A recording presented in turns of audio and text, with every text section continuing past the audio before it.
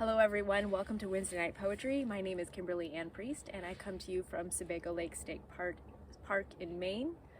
I'm going to read a poem to you today about grief, and I think that's a subject that we all know very well at this time in this pandemic world. Many of us are grieving loss of lives, loss of loved ones, loss of relationships, loss of job, income, loneliness, etc. And I don't know how all of you feel, but I feel like we've hit a critical mass in what we can even process when it comes to grief. I know that I have experienced many griefs in my life, and there have been many points where I just couldn't handle anymore. Right now, my mother is in the hospital with COVID, and can't say that that's going to go badly at this moment. I'm hoping for the best, but this is, all of us are going through this right now together. The poem I'm going to read to you is actually about losing my grandmother. I was not super close to my grandmother. Life circumstances did not allow me to be super close to her. My other grandmother had died when I was quite young, so I've really not lived with grandmothers. But when my grandmother died about 8 years ago, she was in a hospital only an hour away, and I had just gone through divorce.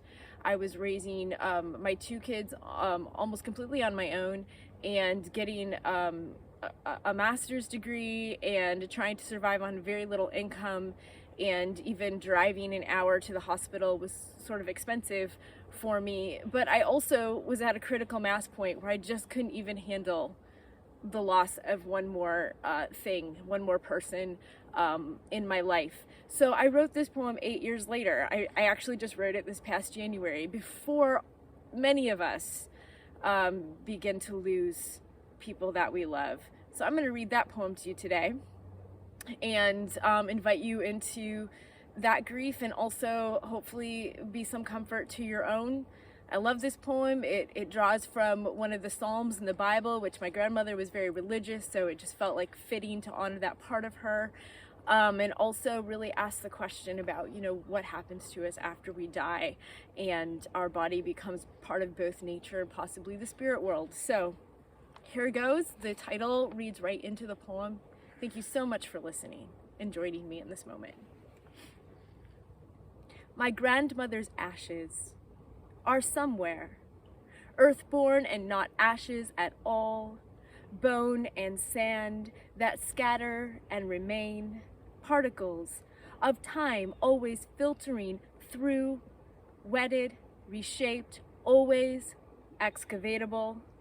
I kept the phone close and listened to my cousin's voice as grandmother was dying, reading Psalm 34.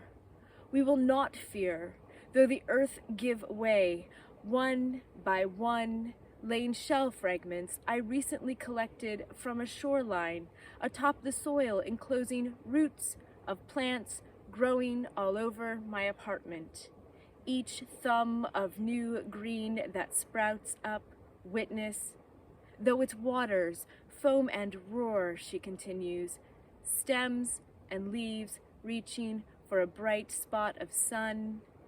Though the mountains tremble at its swelling, my cousin drifts silent, her breath shallow as I sit on the floor cradling a handful of shells, rocking. In the future, she will be mineral, calcium, phosphorus. My grandmother died as my cousin was reading to her from the Bible, and I hope that she rests in peace, and I hope that we all experience peace as we round out 2020. Thanks for joining me. Bye.